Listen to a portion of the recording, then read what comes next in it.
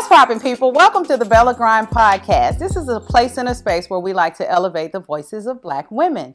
It's also a place where we like to say it's go time. That means go after your dreams, go after your goals, and most importantly, go after the bag. Today's episode is extra special for me because I have a group of my favorite ladies in the room. These are my best friends. These are the ones who hold me accountable. They love me fearlessly and they love me fiercely. We are about to have a great time today and we are about to cut the hell up. So I hope that you all are absolutely ready. Without further ado, I'm going to introduce each one of my ladies and then we're going to get into a nice round of, or it's the fast round. I like to call it the fast round, but it's going to be a little bit different for them today. And certainly some radical conversations will come out of this. So are y'all ready? Yes. Are you sure? Yes. Okay. Woo! Oh, I forgot to say, we're celebrating a milestone today. Yes. This is my 10th It's episode. Woo! I wanted to record 10 episodes by Thanksgiving, and I did it. This was a personal milestone for me. If you've been following the podcast, you know I started this scared. This is a faith walk for me. So it's a big deal that I've made it to 10 episodes. And so they are here to celebrate with me, and I'm so excited. We are excited for you. Thank you, sister. And proud of you. And proud. Thank you. Yes. I have to introduce each of them because I would just be remiss. So this is Kevin. Kevin is, we've been friends for what? Over 20 years now. Yes. Over 20 years we've been friends, like rocking. We started out in education together. And then I have Lisa. Lisa and I have been together since the boys were born. Yes. So we're at about 18 18 years. Oh my God. And then I have my sister Tamika. You all already know. If you've been following the podcast, you just saw her podcast, Teacher of the Year. This is my sister, my everything. So that's where we are with that. Then I have Adrian over here. Adrian and I have been rocking since second grade as well. And her podcast, you would have seen it by the time we air this one. Yeah, you would have seen her podcast. She's with AC Art of Food, but she is just absolutely funny and as real as you're going to get. And she has the best spice in town. You're right. Abstract Spice. Actually, ladies, yeah, I have to make sure that y'all get a little sample of that before you leave. She has a spice line that is next level. Her own spices. Kevin, you would love it because it's everything she does is natural and healthy, and her spices replace the red top. That's what we like to call that other seasoning with the red top. She has the healthier version of that. So yeah, I have to make sure I put y'all on to that. And then lastly is Monica. Monica's the baby of the group. We've been together. She's the baby, but she's an old soul though. Like she is so far ahead of her time, and I love her too tremendously. I'm trying to remember how long we've been friends, Nika. If you and Kevin are 20, we probably would be maybe 15. See? So y'all see. 15 So, years. yeah. So y'all see I have some riders in the room with me, and they know me. So like I can't be fake around them. So thank y'all for being here, ladies. Are y'all ready? Yes. Okay, let me explain the rules for the fast round. So I have some questions in this bowl. There are rules, Adrian. I know we like to break those every now and then, but there are some rules today. So with the fast round, I have some questions in this bowl. There are 10 of them for 10 episodes. Hey, okay. Catch that. When I pass the bowl, you get to choose your question, right? When you pull your question out, you have to read it out loud, and then you answer it first, and then the rest of us can respond. So we can't have dialogue around it, but the person that pulls it needs to respond first, okay? Don't put your question back in the bowl, though. Just tuck it behind you or something after you pull it. I don't like my quiz. Any question? No passes. You have to answer the question. Put that out there. And keep it real. That was a good one. Yes. No passes. You have to answer your question. You have to. What do you all think? Oh, I like that, Kevin. See, the wise one. You see what I'm saying? Do y'all think you're ready? Yes. Okay, so I'm going to start off with you, Kevin. Okay, so do I Just reach in there, pull it and- pull a question. Okay, you want me to pass it? Nope, you have to hold it. Or you can sit it to the did say that, side. didn't you? Yep. And then read your question out loud. Let's see. I'm excited. Get ready. That means it's deep. These are some deep questions. They're not. Okay. Actually, this is a question that we addressed when I was in Egypt. So Okay, the question is, how do we bridge the gap between Black men and Black women? let's go. Okay, so first of all, I think that we have to acknowledge that there is a gap and how that gap evolved. And for me, in that, I'm studying history. Yes. This gap goes all the way back to enslavement. And we don't say slavery, we say enslavement. You better teach. And, when we came out of enslavement, we had to take on some Victorian or European ideas about who we were so that we could be acceptable. And so that caused conflict between Black men and Black women because of this whole patriarchy thing. Black men began to embrace this idea of patriarchy. Now, I have to be honest, I don't know exactly what the culture was when, in Africa. So I can't really speak too much about that, but I do know this, that patriarchy does not fit our culture. And patriarchy has a lot to do with why we have this conflict. So for instance, right after enslavement, Black men were expected to work, okay, and they wanted their women to stay at home, but of course that wasn't even feasible, So again, this whole patriarchy, manhood kind of thing, it didn't work then and it doesn't work then because, for most Black people, for instance, if you're married, both of you are working. You better say it. I mean, that's just part of our culture. Yeah. So I think going back to the question, how do we begin to bridge this gap? I'm going to focus on patriarchy. And I'm going to say that we have to acknowledge as a community how we address Black women, and specifically, how do Black men see Black women, treat Black women with regard to patriarchy? Because again, personally, I don't think it fits in our culture. I fully agree. I agree with that. And I think that, well, for me, one way I address it right now is to have the courageous conversations. So I just call their asses out. I just do, Basically. and have the conversations, but not have it where it's, or I shouldn't say call them out. Maybe we need to start calling them in, So and calling them in out of love, meaning Black men. Because there might not necessarily be this understanding that there is a gap. And I believe that the Superwoman syndrome is real and they see us in that way.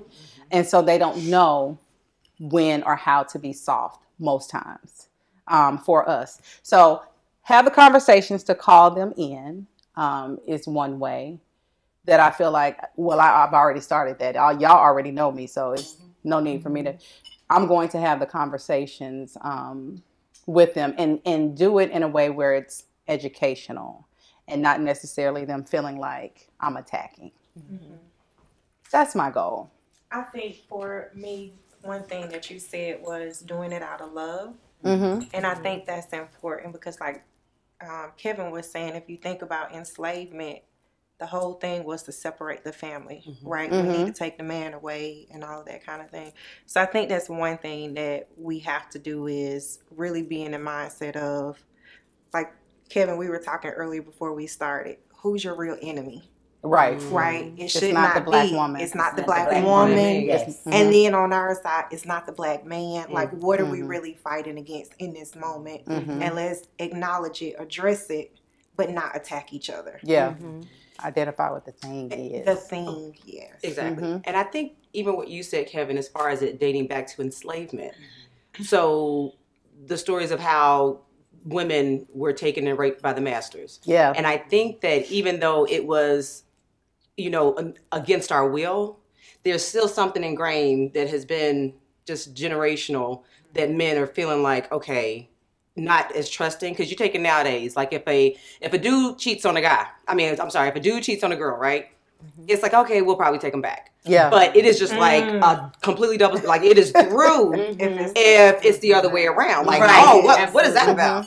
But it could be for the same reason. Obviously, something's lacking in an area or what have you. So I think on top of that, when you have us as women being strong, being powerful, being just emboldened, I feel like a lot of us may have even been raised by strong women.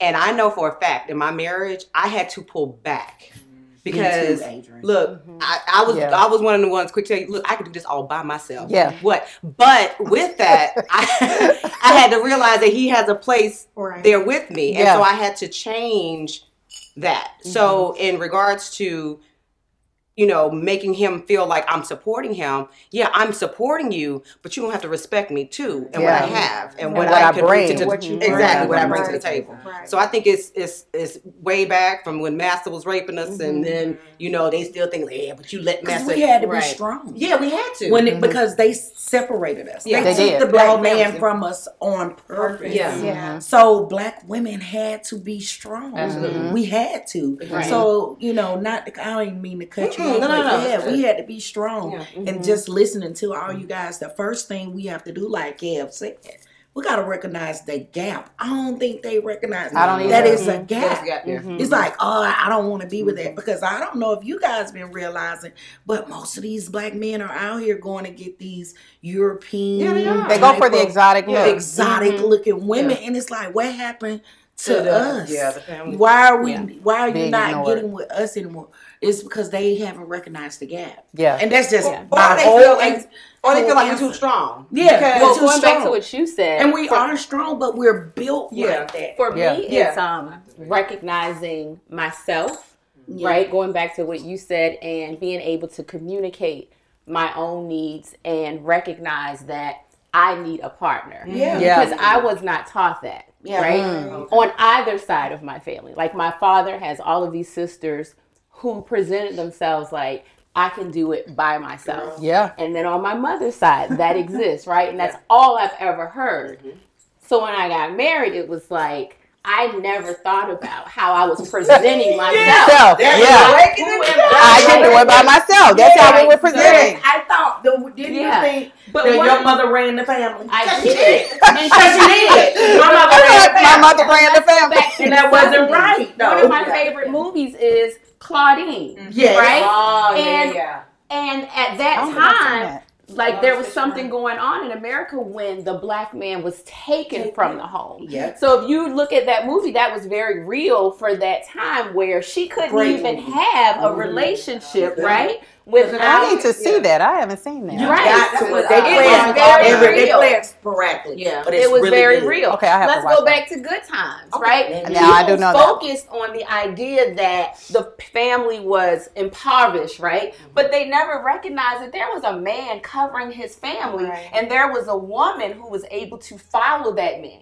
Even at times when she didn't agree with him, she still respected him in a way that she was able to pull him in. And so I look at those situations and it's like, okay, I have to present myself in a way where I'm not excluding you, because sometimes we can do that. And then black women get blamed for emasculating. So, you know, my thing is nobody's going to emasculate you but you. Show insecurity. You know. And so I think that, you know, we all, black men, black women, we all have to deal with our own gender issues. But I think. But do you acknowledge that whole alpha female kind of thing that exists? I do, because like you said, like so many people said, I mean, it was just part of something that we had to do. We were forced to do it. You know? Men were emasculated during enslavement. And so women black women had to do what they had to do. So, but in the whole process, black women have been blamed for emasculating men, not the system, not the system. So I long time ago, I dated this football player, and I think it was the only black woman that he had dated. Okay. Oh, wow. So I said, he was professional. He was professional. I said, what's up with you know, you dating all these Caucasian women. Calling him in love. And so he said, well, I love black women. He said, but he said some things that I'm not going to repeat, but basically it's like, okay, and the things that I'm not going to repeat are about white women, because I can't speak for how white women are, but I can only say that to me, what he was saying was that, damn, I need a break. I need a break. And to me, he was saying, I need a break from being black. So I'm going to go over here, and that's going to alleviate some of the issues that I have as a black man.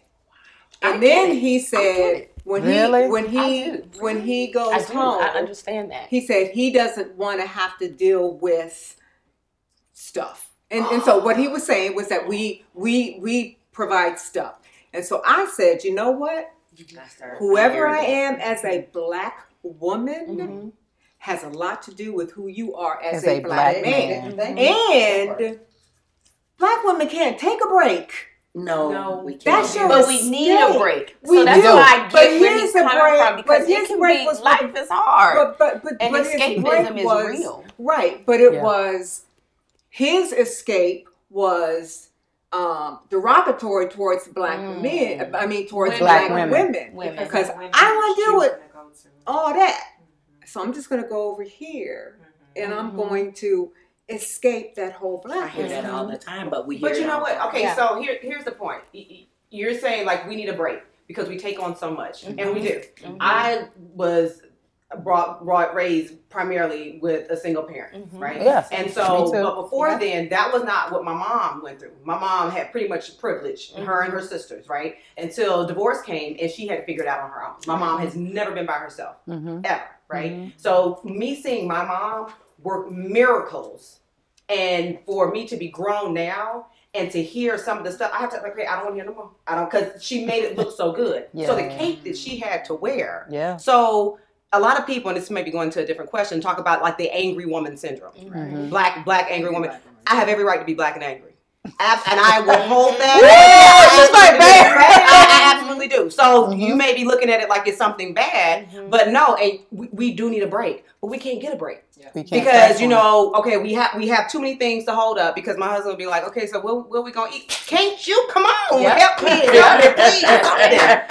So it's almost like for him to say he needs a break from reality. How like insanely like all that's privilege. Yeah. Please tell me like 5 minutes after he said that he was gone. I understand the need to Woo, feel like how can I get away from your blackness? not from your blackness, but the pressure and the weight of it all. Like I don't agree with it. But a part of me, I understand how that could have happened. It's almost like I remember when I was a little girl, my grandmother, who was very light, right? She was afraid for me. I felt that.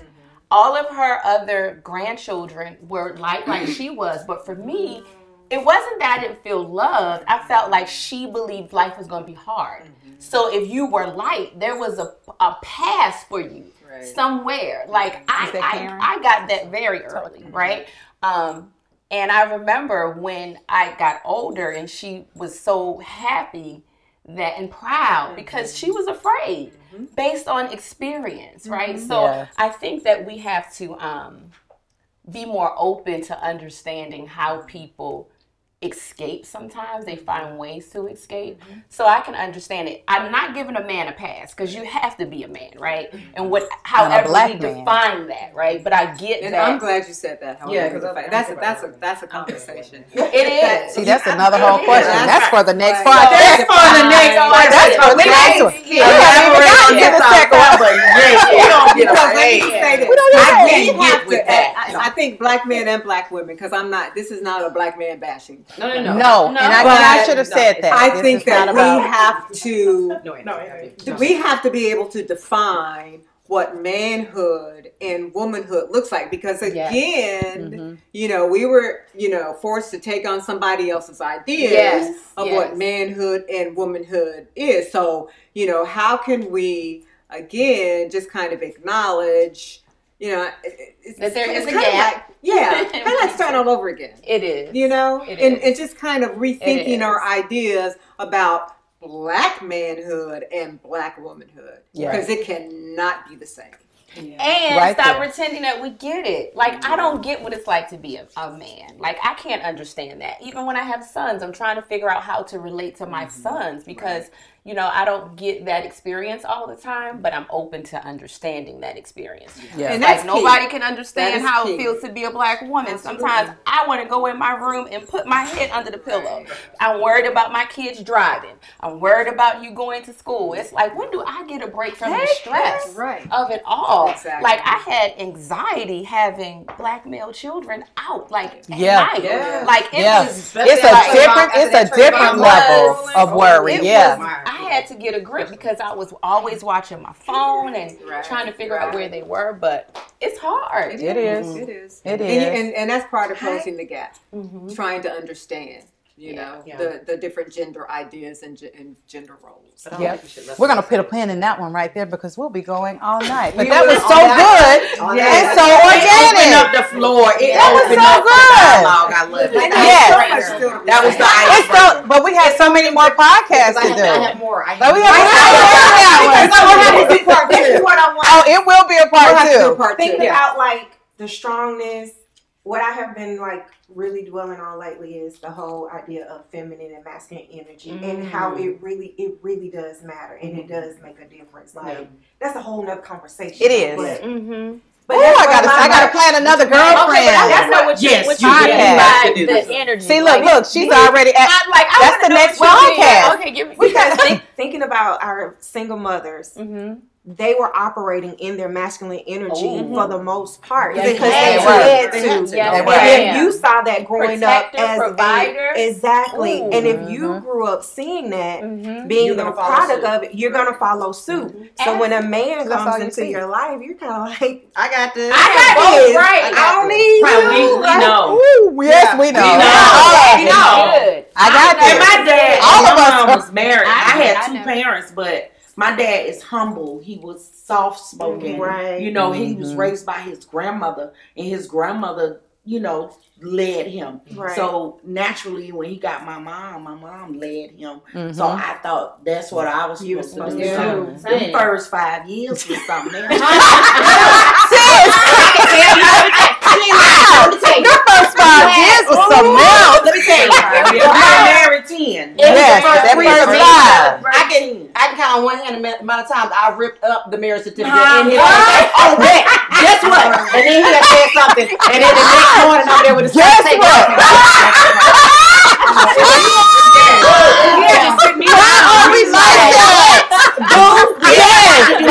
You know your brother. He's real mild-mannered, but he was like, "You got to let me be a man. You got." He said, "Okay, I gotta go back there, but let me go pray." Yes, you gotta go pray.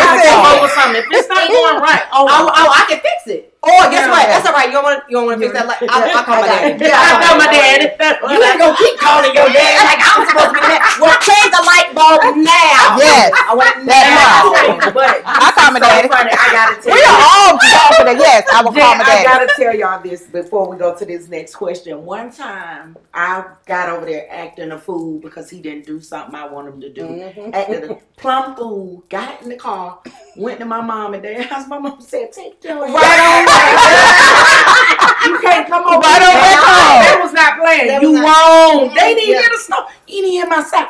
They didn't let me go back home. He was at the door. Go right on back home.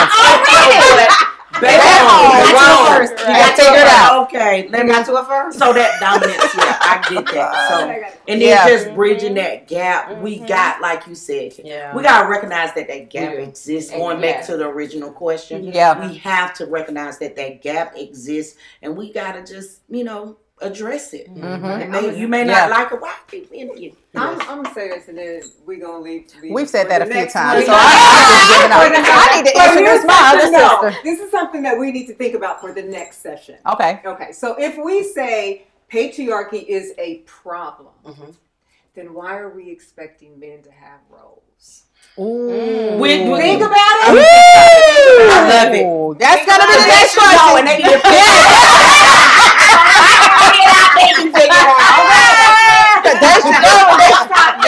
Okay, we got it. I have to introduce my sister, who just joined us. This is Karen. Karen and I have been friends now for over 30 years. Wow. So here again, everybody in this room, they know me. Like they know me. They hold me accountable, and I cannot be fake around them. So with that being, that's your foundation. My foundation. I like that, sis. That's what y'all are. Y'all are my foundation. Each one of you represents something different for me. Like when I think about the conversations we have, there are some things that are common, but then there are some things that are different. So love y'all. Thank you. Good. All right, Lisa, pull your next question. That was good though, by the way, ladies. That was good, rich conversation. Oh, this one is. I know. We'll be here all night. Yes. Yes. If you had 10 times the budget you have now, what would you spend it on? Ooh, let's go. Okay. All right. Anyone want to tackle that before me? You had 10 times the budget that you have now. What would you spend it on? I'll jump in there. Real estate. Mine would be real estate. Real estate. But the first thing that came to mind was, of course, having my kids have a free college education, being able to pay for that, and them not experience debt after college. Yeah, that's key right there, because that's where our young black kids get caught up. They leave college with debt, and so we have to change that. Right? We have to change that legacy for them, because unfortunately, right now, many of them start life in debt. So I like that one. I like that. That's what I was just saying. Look, sis is co-sign. Mine would be real estate. I'm just thinking of generational wealth. I'm with you with generational wealth. I would say experiences. Ooh. Travel, take the kids. I thought about that too, but I also thought about businesses. But traveling. With travel, because I mean, that's something we get so focused on capturing, like just to experience it. That's something that they'll hold and take with them. That sounds good. And investing too. And because, you know, I always see these neighborhoods pop up, be like 800,000. I don't want to move over there. I want to know what you do so you can afford it. You can afford that. Absolutely. I like to learn. I'm always listening and trying to better myself. I think over the pandemic, I invested like crazy, made crazy money and things like that. And I think if I had that salary, I would do more of that. And then make sure that my 70-year-old mom and dad will be debt free. They got a little bit, but I don't want them debt free. Any. You know, my kids, everybody wants someone debt free, but just investing to make money. I want to make money in my sleep. That's right. Sleep money. You better say it. Absolutely. I was going to say the same thing. I take care of my mom and my grandma. They have sacrificed everything for our family, especially my grandmother. So making sure they're okay, and then probably more investing.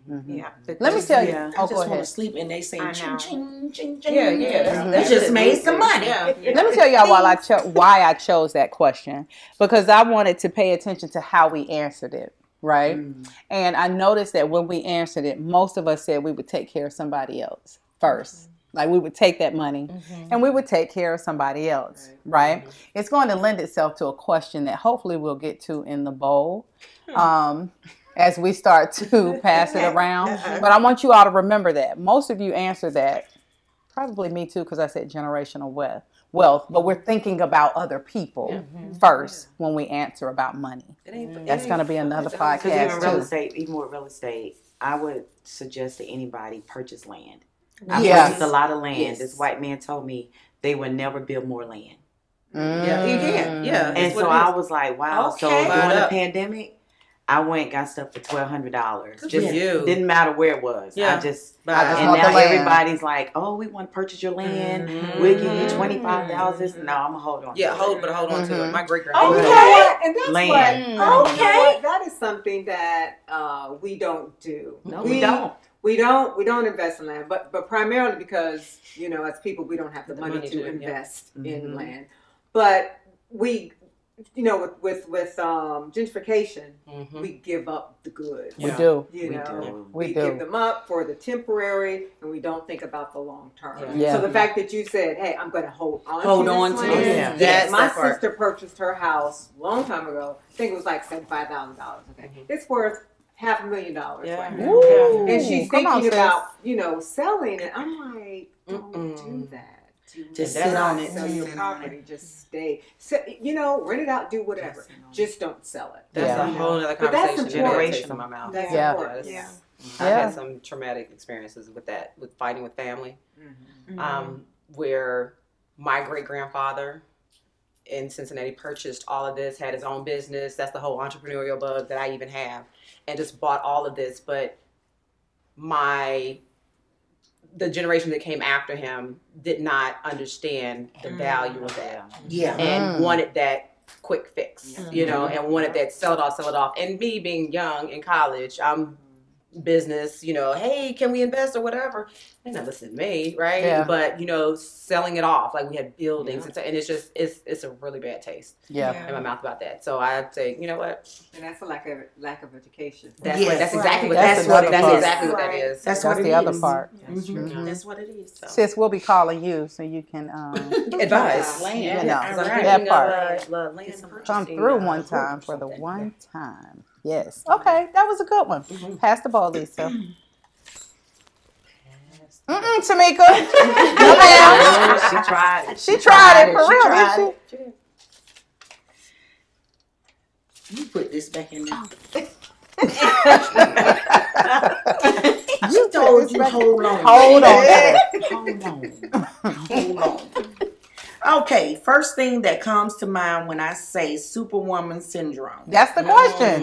That was the question I was waiting for. What's the first thing that comes to your mind when you hear Superwoman syndrome? A word? Just one word?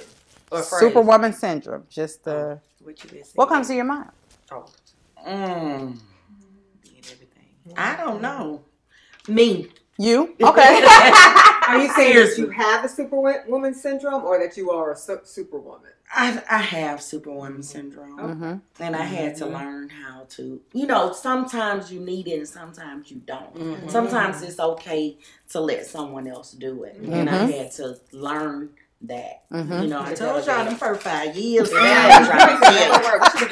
still on the first 5 years. The first 5 years, and the thing about it is, it's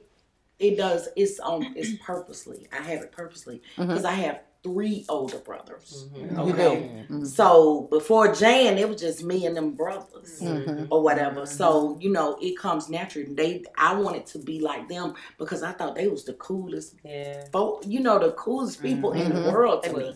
And I wanted to be like them. Yeah. You know what I'm saying? So that's why I am the person that I am today. They are my foundation along with my mother and my father, but really they are when it comes to dealing with the opposite sex, when it comes to dealing with men. So that's why I am, because I am the person, if I see it's about to go left, I will take control of it before we go into that ditch.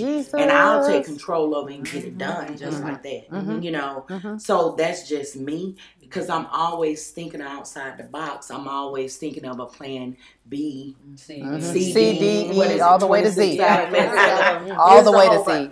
I always have a backup. I don't rely just on that one plan. Yeah. So that's one thing that, gets me sometimes in arguments, because it's like, hold on, what's your plan B? Yeah. Okay, you ain't got no plan B? What you talking? And I have to, calm that down, but it's needed. I'm not, I don't regret having it. Okay? You don't? Okay. Because before I got married, it was just me and my daughter, and I needed it. So we could survive. You know what I'm saying? So it was just me and Kel, my oldest daughter or whatever. Her dad was there, but he's military. So he wasn't always there. He was across seas and things like that. So I had to have that type of mentality. I'm a hustler by trade. Yes, you are. So you better say it twice, sis. I'm a hustler by trade. I don't have a word, but it's doing it all with a smile on my face. That's what it means to you. Okay. And you do it so effortless. Yeah, but it's exhausting. I know. I was going to say it is. That's very exhausting. Yeah, it's exhausting. That's a good word. Exhausting. It is very burdensome. It is. Burdensome. My husband get it now.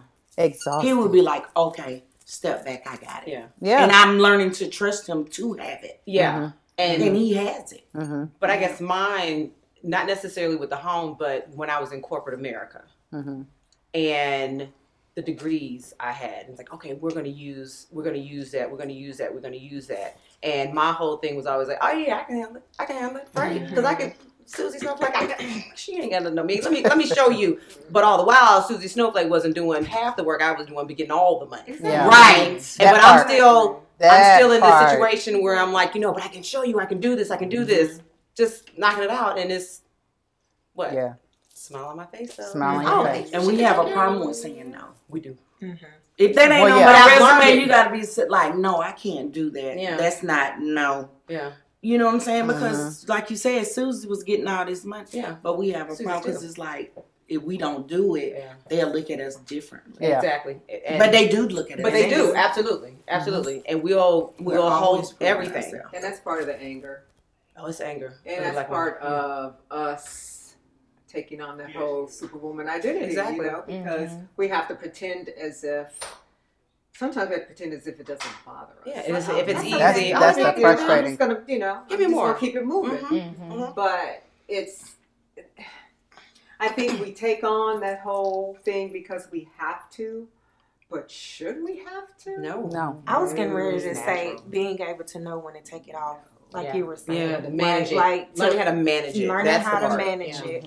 Because we don't. But I also feel that historically, Black women haven't been allowed or taught how to take it off, or how to be soft, or, to sit back. I got it. Yeah. You know what I'm saying? Because something that's real big on social media right now is this idea of Black luxury. Oh, I was going to say no sleep. Yeah.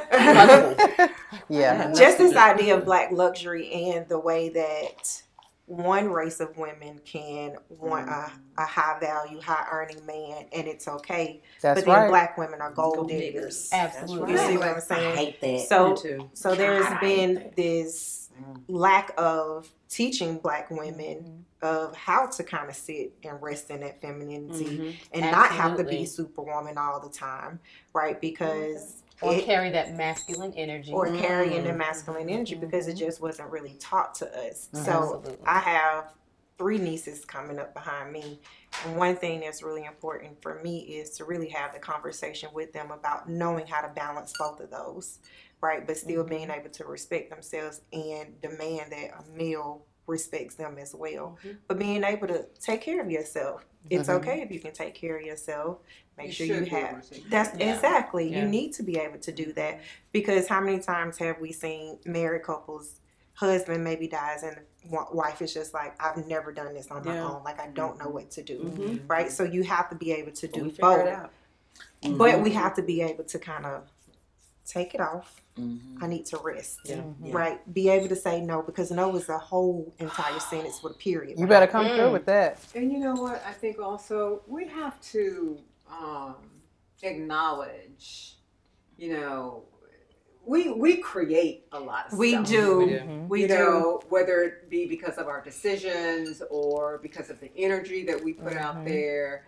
So we have to be cognizant of, one, what it is we're putting out there and the decisions we make and why we make those decisions. That's important. It is. We don't have to say yes all the time, right? No. Sometimes you say yes and then you're like, why did I agree to that? Yeah. I know that, and this sounds horrible, but this is honest. This is the honest truth.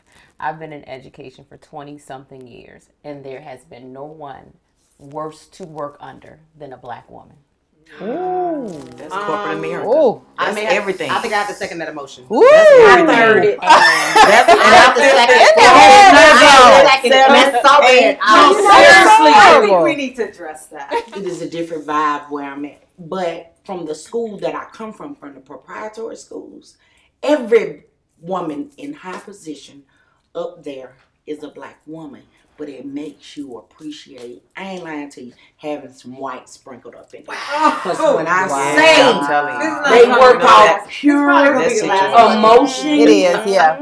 They work off pure emotion. You don't know which way the wind gonna blow. And it gets so disorganized. And sometimes it's okay. I'm going to say it. I really would like to have a white man up in there. Now that's okay. That's a whole another something. And I was excited when I went to school. I was like, oh, all these women, they're all black. I love them. But when I say they got some work, they have a different type. It makes you appreciate where I am now. And so my thoughts are, is it easier to relax in your position if you are a white male? Because that it trickles down to the staff. Everyone feels more comfortable and confident in their role, right? But on GP, when you're under a black woman, it's like this level of stress. She has pressure maybe on her. Exactly. Or that she has put on herself that we feel like you have to prove yourself. Because it may not be district driven. It may be that black woman feeling like in America. I can't relax. I can't let them see me slipping. I believe that. Right? And is that in your head or is overcompensate? Overcompensate. Yeah, you have to. And then you know we so we have to think about again why we are as black women the way we are. What created this, and then I think that when we talk, there's all this, sister love and sister love. Is there really sister love? And what do we do? In this room, it is. Yeah. That's true. Yeah. But outside of this room, is there. No, I was like, the principal said, "Hey, we've hired too many teachers. Does anyone want to leave? Go to another school?" I do, but I don't want to go to another school. I just want to leave Fulton County. Because I dealt with the black women in the hills who, we were supposed to be at these trainings and we were talked down to. And I'm like, wait a minute. Yes, ma'am. Who are you talking to? But that's all across the board. But again, the thing is, why? Yeah, why? We need to address that. Us as just as black women and the pressures that we face and our insecurities as black women, because we are not the standard of beauty, and we know that people are expecting us to fail. We know that people are expecting us not to be as intelligent, et cetera, et cetera, et cetera. So I'm not saying it makes it all right, but it's something that I think should be considered when we're thinking about why they're like, but are they expecting us to fail? Because I find a lot of the white folk coming to me asking me for the answer. Oh, such and such. Oh, they'll that's have what it. I That doesn't mean you're smart to them, though. Well, that's true. But I'll tell you that. I just want to use you to get what I'm I need. lazy and I don't want to do the work. That's exactly. But you know what? It's crazy because it's not just on a wider spectrum, but even from a small business. I worked for a black woman. That was actually the first real job out of college that I had, and I was specifically told and I was the youngest one coming in. I had a college degree, and I was told that I was going to be making a certain amount by the end of the year. And this black woman who owns this company was like, "Oh, you know what? I think you're just a little bit too young to do this, but I'm doing the work." But you're too young. But I'm too young. Okay, fine. But this is what you had said. Okay, that's fine. So fast forward. 3 or 4, I left because I had to go to Cincinnati, family business or whatever. So did that, came back, same woman. They, paid to move me back or what have you, and pursued my master's. She called me in the office. Oh, I just want to let you know. She didn't have a master's. She didn't even finish Morris Brown, but she let people think that she actually did that, right? And so I was brought into the office. Just want to let you know something. Just because you're getting your master's, it doesn't mean that you're going to get paid anymore. Oh, see that part. That's, that's just, so that's good for you. But, don't worry. We didn't have 401k. You don't need that. You don't need that. You don't need this raise because you know what? The more money I give you, the more they're going to tax. So you're not even going to see it anyway. This was my first experience. Of working with a black woman. Working with a black woman, and was just held there and was just like, is this really? Well, maybe I shouldn't be getting, or maybe and so because that was my first experience. But when I went out and left and worked for Procter & Gamble and could see how, we could do it like this, or even with, even some, all of them, like, this is what it was supposed to be. But then it came with another handoff, right? Yeah. So it's almost like, which would I choose? So I'll just work for me, my black woman. I'm the black woman I work. So like with me, I was called street smart. Okay. So Ernest, so from a white dude. So I started working at AT&T. The white dude went up to my counterpart. We were really good friends now, black guy. He was like, so how's Karen? You know, how's Karen? Whatever. He was like, yeah, she's smart. She's good. She's good. He was like, yeah, she's pretty street smart, huh? And I told him, I said, see, you know, men don't think. I was like, I wanted to wring your neck because you should have been like, what do you mean by that? Exactly. He said, oh, yeah, she's pretty smart. That was his comeback. But I would have been like, so what do you mean by street smart? Yeah. Yeah, what does that mean? What does I still don't know what it for me. I still don't know what it means. That you could talk to me and I'll slip. Right. Yeah, she's black. Yeah. Right. So she can't just be average. She can't be normal, intelligent. Don't make her street smart. That's exactly what it was. She'll bring it out was a the trope. Yeah. It was, it was a way to say something negative about you. And to diminish your intelligence. Because he said it and said she was smart, but now you got to come and talk about, yes, it has to be a certain kind of smart. Yeah. Backhanded compliments. Just, you're not complimenting me right now. That was good too. Do I need to? Okay, I'm in the bowl. And this will have to be our last question. But the good thing is there is so much more to talk about that there will be a round 2. Awesome. There have to be a round 2. There will be a round 2. So just know that. Do we have to leave your house? Are you kicking us out? No, you don't have to leave. Oh, okay, I know. I was like, okay. The cameras will stop. You can stay at my house as long as you would like. No. Go get his daughter. Yeah. So what's your question? Okay. We have 3 minutes. Biggest lesson to date. What would you say to your younger self? Oh, I just a lot. These can be one-liners. What would you say to your younger self? Do what you feel is best for you and not what someone else thinks is what you should do. I love it. Who got next? Oh, I'm sorry. What's yours? What would you say? I would tell my younger self that what your mother didn't give you, she didn't have to give. Ooh. Somebody didn't give it to her. I got you. Oh, that one is, yep. She taught me that lesson. Yep. Oh, wow. You know how I feel about that. What's yours? It did what it was supposed to do. It did what it was supposed to do. Okay. My younger self did what I went through those. I look at things like I went through it for a reason. But, be more daring. Okay, I like that one too. Be more daring. My younger self did anytime we have to think about ourselves. Where I'm at now. Yeah. Oh my God. Monica? I would tell my younger self, you are and will always be more than enough. That was my second. Right. More than enough. Because it's like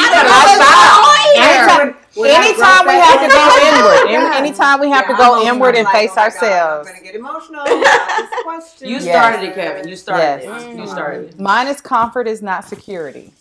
Never get comfortable because it is not security. The minute you start to feel like you're secure or complacent, move. Yeah. Oh, that's good. Lisa? I am learning to be true to you. Be true to you. Nice. Compromising who you are to make the space comfortable. Right. It's not a good thing. At You start to choke. Yes. Yeah. So instead, let them choke. How about that? Karen? I would say there's no limit to what you can do. So as soon it goes back to what she said, as soon as you get comfortable, reach higher, set your goals higher, reach for the stars. There's no limit. That's what I tell my daughter now. So and see, hearing that younger, like I remember hearing those things. Yeah, it doesn't resonate like it does now. Right. Agreed. Well, I just want y'all to know. But that's a perfect ending. Wasn't it a good one to end with? That was a good one. And I know it will be emotional too, because anytime we have to go inward and face self, the next time I might have your 10-year-old picture in front of you. And you got it. Are we going to talk to her? I have done that. Oh. And the first time I did it, I know we're out of time. First time I did it because I believe in therapy. And so my therapist said, okay, imagine that as a young girl, she's coming in, she's sitting right in front of you. What would you tell her? I looked in that chair. I couldn't do it. I could not. I'm in tears. It's like I cannot do it. So the second time I was able to do it. And there was a sense of relief. So I'm just telling you, if you do that, we're doing it. You better get ready for some real stuff that cannot be televised. Like some stuff, even though it should be televised. It should be televised because there are young girls. Now, there are young girls who need to. And that's the whole purpose for this platform, right? I'm hoping that I call them Bells and Bows. The Bells are my female listeners. The Bows, BEAUS, fellas, don't get it twisted, are my male listeners, right? And I'm hoping that they can take away from each one of the messages that you all gave. You had to go inside to pull that though, right? And so I want, if you do break down, so what? So what? I mean, it kind of is what it is. They need the message. That's the most important part. So that might be the next one, along with the rest of the questions in my bowl. I told y'all this was going to be a good one, and we did cut up. We kept it clean for the most part. We did. It's okay. But it was a soft curse. It wasn't S or F, As long as it wasn't S or F, that was all I asked. Or GD. Yes. We did a good job, and this was organic, and this is what I wanted. But just know that there needs to be a part 2. I like the energy of this group. Yeah. So there's going to be a part 2. I guess I got to get to planning that. But thank you all so much. You traveling, so Yes, the travel queen over here. We were talking about traveling. You better normalize traveling for Black women. The experience. You better absolutely normalize it for Black women. This one just got back from Egypt. You better normalize it for Black women. So get back from Egypt. Absolutely. You better go to Egypt. Yes. This one lived overseas. Traveled alone, like by yourself? No. Okay. Yes. Have you traveled alone? I would. I haven't. I'm apprehensive We're about that. We're getting ready to finish this conversation. Let me end this podcast. Oh, sorry. But we're getting ready to finish that one. With that being said, they'll be back in front of you. Yes. That's it for today. Remember, act like a lady, think like a boss, and stay on your beautiful grind. Peace. Hey.